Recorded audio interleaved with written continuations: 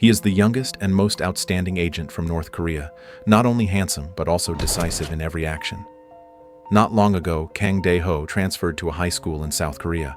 However, the moment he introduced himself, his name immediately became the subject of laughter among his classmates. The name Kang Dae-ho sounded old-fashioned and rural, and even the homeroom teacher seemed to think so. After that, he was assigned to sit in the corner of the classroom next to a female student, completely unaware that this transfer student was not there to study, but to conceal his identity as a North Korean agent.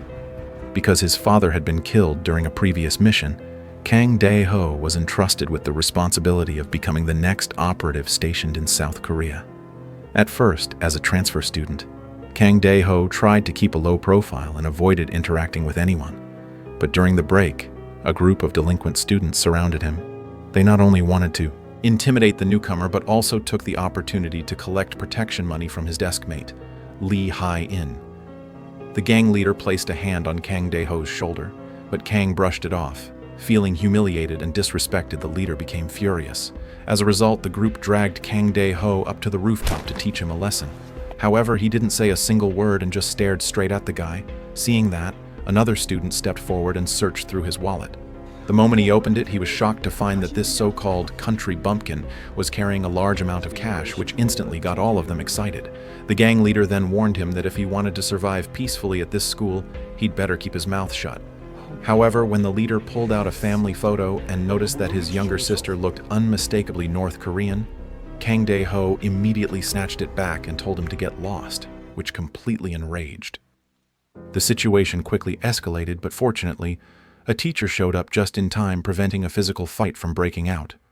On the way back to class, he happened to see Hyen staring at the dance studio and walked over. When he asked why they treated her like that, she said nothing and quickly walked away. The next day after school, the teacher announced that any students who arrived late would have to stay behind to clean before going home. However, Woo-tae deliberately forced only Dae-ho and Hyen to stay and clean, warning them that if they didn't obey, they would be beaten by his group.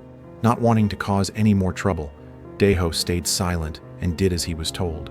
While the two of them were wiping the windows, Hyen kept glancing at him with a gentle smile, feeling that the new transfer student was surprisingly warm. As for Kang Dae-ho, completing the mission assigned by the organization was the only thing that truly mattered to him. That night, when he got home, he received a package sent by the organization. Recently, several North Korean agents who had come to South Korea were killed by an assassin named Buk Do-sung from Unit 35. Kang Dae-ho's mission was to locate and eliminate him. After receiving the assignment, he immediately took action. Following the organization's instructions, he first went to a lottery shop run by a fellow countryman. After saying the passcode, the owner understood right away, quickly printed a lottery ticket, and handed him a phone. Following the next set of instructions, Kang Dae-ho went to a bakery and spoke the passcode. The baker then gave him a cake that had already been prepared. Inside the cake was a gun and 30 rounds of ammunition. The weapon was successfully obtained. The final step was to find the target. The next day he went to a boxing club. According to information from other agents, someone there knew Buk Do-sung's whereabouts. When he arrived, Kang Dae-ho pretended to be a delivery worker, to lure the man into opening the door. The moment the door opened, Kang Dae-ho said nothing and quickly subdued him using his skills, forcing him to reveal where Buk Do-sung was. At first, the man refused to talk, but when Dae-ho threatened him with a gun, he panicked and admitted that he knew a butcher who had once met Buk Do-sung. While speaking, the man suddenly grabbed a chair and knocked Dae-ho down, then attacked him with a knife. However, Dae-ho quickly countered and finished him with a single kick. This was his first time taking a life. The guilt was overwhelming for a kind-hearted person like him, but he had no choice but to suffer in silence. Later, when Dae-ho arrived at school, he stumbled upon Hyen being bullied. The group was throwing trash at her and forcing her to clean it up. Not knowing what else to do, Dae-ho simply helped her clean up the mess. The bullies even mocked them, joking that the two were a couple. But it didn't end there. After school, Hyen went to a dance studio to practice alone, but the bullies showed up again to harass her. Meanwhile, using information he had gathered, Dae-ho tracked down a pork butcher. At first, the man agreed to write down some information on a piece of paper, but the moment Dae-ho let his guard down, the butcher attacked him with a weapon lying on the table. However, Dae-ho reacted quickly, blocking the attack and landing 2 solid punches. He smoothly dodged every subsequent strike, cornered the man, and stabbed him to death right then and there.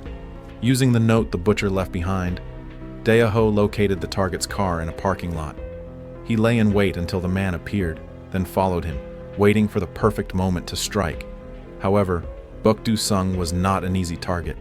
One look was all it took for him to be on guard. As soon as Dae-ho drew his gun, the man slammed on the gas to escape. Dae-ho immediately gave chase and shot out the tires, causing the car to lose control and crash straight into a water tank. Dae-ho quickly approached to inspect the wreckage, but realized this wasn't the right moment to finish him off. A crowd was already gathering, with all eyes on him. So Dae-ho decided to spare his life for now, and walked away. However, Buk-do-sung had memorized Kang Dae-ho's face, and he certainly wouldn't let this go unpunished. The next day at school, while Dae-ho was looking at a family photo, he suddenly heard shouting from a group of delinquents. They were dragging Hyen to a secluded spot to shake her down for cash. She begged them to stop, explaining it was her tuition money. But they didn't care. They even tried to have their way with her. Dae-ho couldn't stand by any longer. He marched straight into the room and took them down one by one. His punch was so powerful that it broke Wo-Ti's finger, leaving him collapsing to the ground, groaning in pain. This was a fitting end for those who dare to torment the weak. The next day, Hyen was absent from class, still reeling from the shock of the previous day. As for Wo-Ti, he was now terrified of Dae-ho, not even daring to look him in the eye like before. During class, Dae-ho was deep in thought. When the teacher approached him, his instincts kicked in. He immediately flipped the teacher to the ground, shocking the entire class. Even the teacher was completely bewildered, unsure of what had just happened. Because Dae-ho had single-handedly defeated Wo-Ti's gang, his reputation had spread throughout the school. Now everyone knew his name and looked up to him with respect. Even with a broken arm, Wo-Ti still had a big mouth. He swore he would get revenge as soon as he healed. But the moment he said that, Dae-ho appeared and sat right next to him. Everyone froze in fear. Dae-ho was just there to ask where Hyen was working.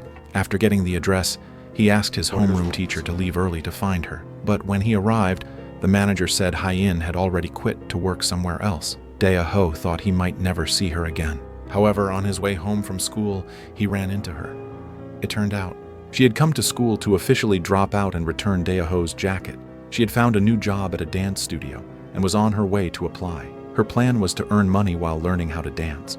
Hyen came from a poor family, but she always had a deep passion for dancing. Every time she passed a studio, she would peek inside, admiring the girls dancing there. However, the job required a guardian's signature. So, she asked Dae-ho to pretend to be her brother and sign the application. Even though Dae-ho was a secret agent and needed to keep a low profile, he agreed to help. Hyen's love for the arts reminded him of his little sister back in North Korea, who shared the same passion. But right now, his sister was under 24-hour surveillance.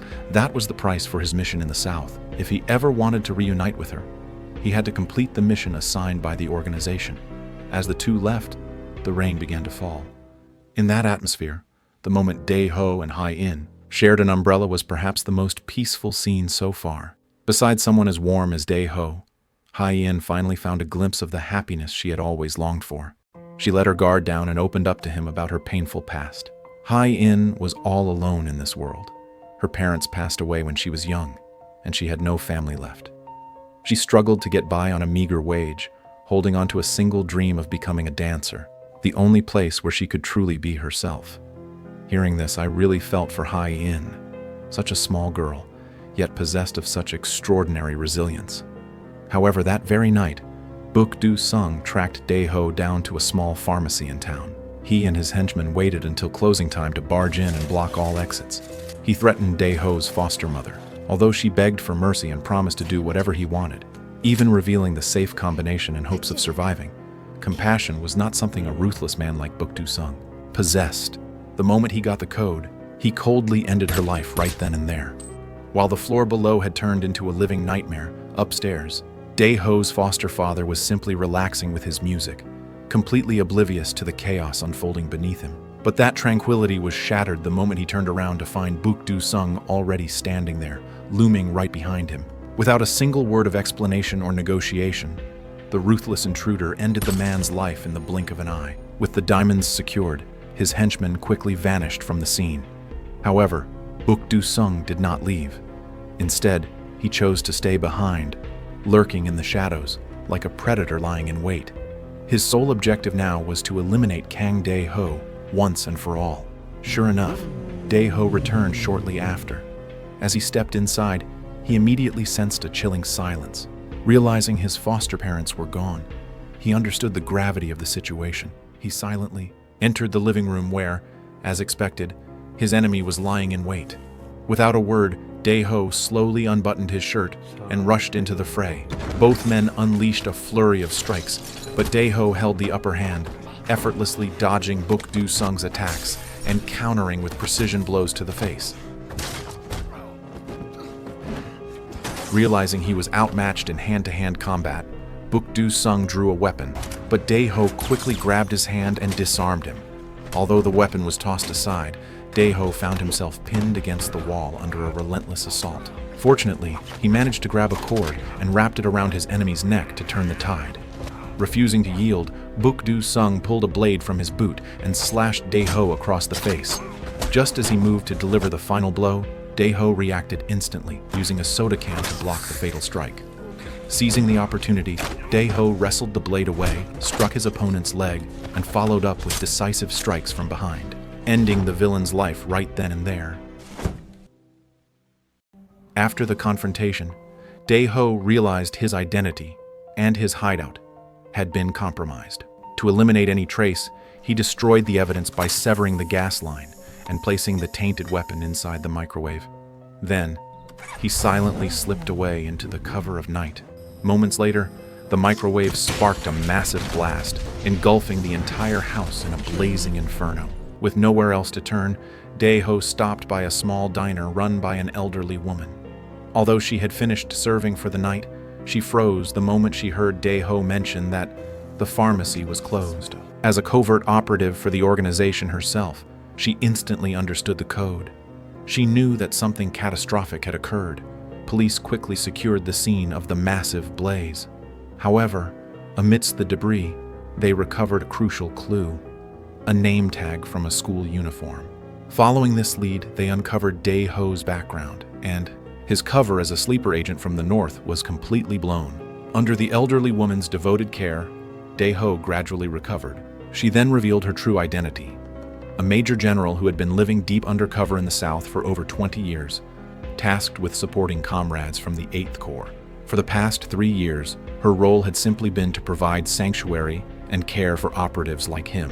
When she realized he was the son of Mr. Lee, a fellow agent she had once assisted, she couldn't help but feel a deep sense of sorrow for his family's fate. Dae-ho had hoped that after this ordeal, he could finally leave the country. However, shortly after, a mysterious package arrived containing a burner phone and surveillance photos of a man.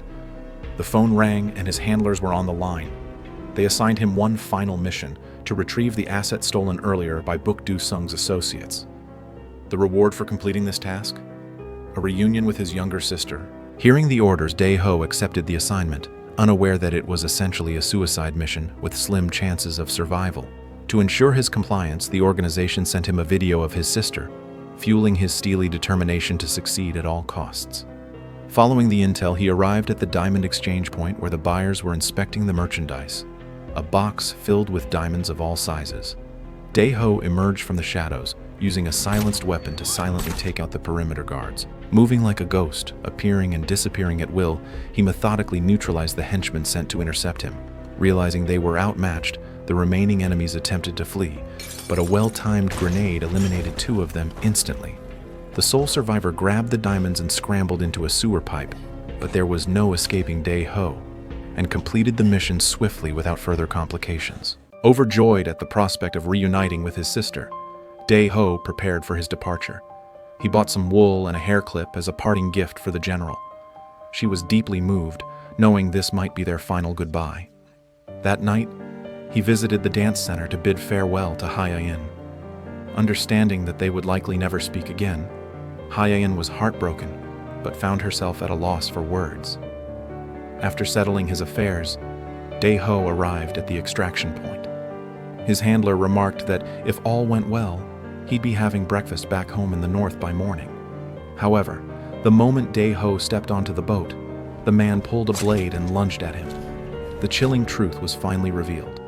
Once deployed to the south as an operative, one was never meant to return alive.